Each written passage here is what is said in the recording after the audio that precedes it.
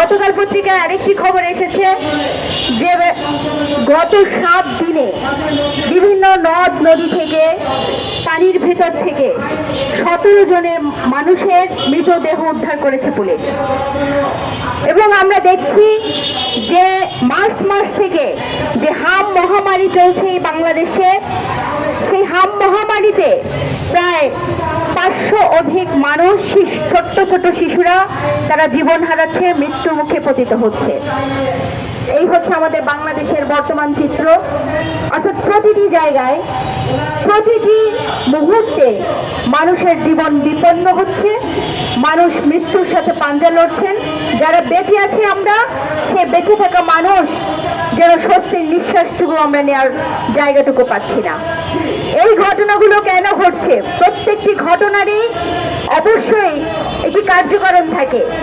সেই কার্যকারণ আমরা যদি দেখি যে আজকে আমাদের দেশে নারী এবং শিশু সম্পর্কিত যে রাষ্ট্রীয় দৃষ্টিভঙ্গি এবং সরকারের যে অবস্থান, সেগুলোই আসলে একের পর এক যে অপরাধ প্রবণতা, সেই অপরাধ প্রবণতাকে বাড়িয়ে তুলছে।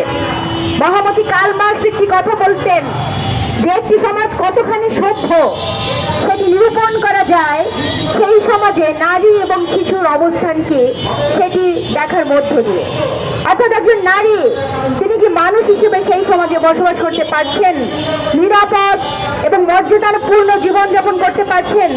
একজন শিশু, সেই শিশুর যে পূর্ণ বিকাশ, সেই বিকাশের জন্য কি পরিপূর্ণ আয়োজন সেই রাষ্ট্রে আছে এবং তার নিরাপদ জীবন কি সেই রাষ্ট্রে আছে? এই বিষয়গুলো দিয়ে সেই রাষ্ট্র সম্পর্কিত, রাষ্ট্রে কতটুকু সভ্য হয়েছে মানুষ, তা দিয়ে নিরূপণ করা যায়। আমরা দেখি যে আমরা এখনো পর্যন্ত একটা মধ্য যে পরিস্থিতি, সেই বর্বর যুগ, সেই বর্বর যুগের মতো আমাদের দেশের পরিস্থিতি। একজন শিশু সে ঘরের দরজা পেরিয়ে তার সামনে যেতে পারছে না, সিঁড়ি ঘরে যেতে পারছে না, কারণ সেখানে ভয় গ্রাস অপেক্ষা করছে। একজন শিশু স্কুলে নিরাপদ না। আজকে ধর্মীয় যে প্রতিষ্ঠানগুলো, যেগুলো নীতি নৈতিকতা মূল্যবোধের চর্চা করার কথা, শিক্ষা দেওয়ার কথা, আজকে একের পর এক ঘটনা আসছে। আমরা দেখছি যে মাদ্রাসাগুলোতে, আবাসিক মাদ্রাসাগুলোতে কিভাবে করে ছোট্ট ছোট্ট শিশু তাদের উপর পাশবিক নির্যাতন করা হচ্ছে, তাদের জীবন কেড়ে নেওয়া হচ্ছে। এগুলো কি কথা ছিল?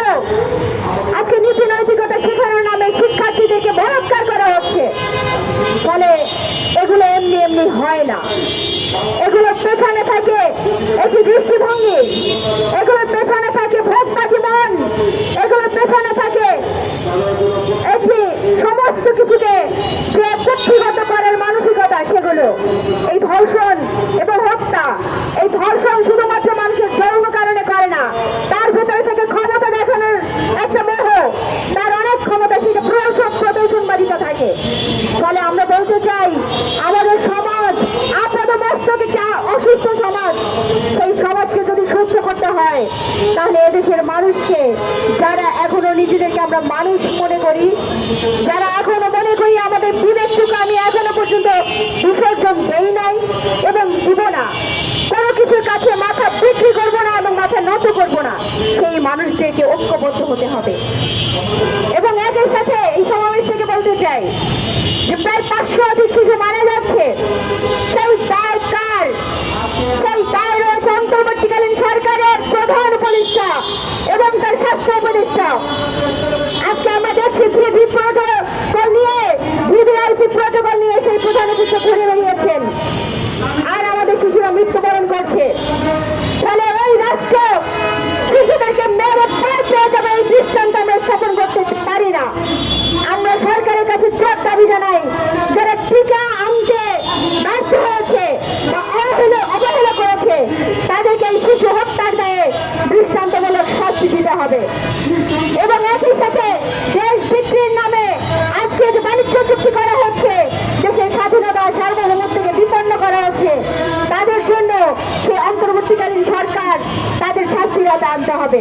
সংগ্রামী বন্ধুগণ, এই জায়গা থেকে আমরা দীর্ঘদিন থেকে লড়াই পরিচালনা করছি।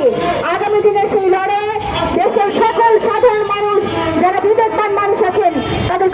হওয়ার আহ্বান জানিয়ে আমি আমার কথা শেষ করছি। সকলকে ধন্যবাদ।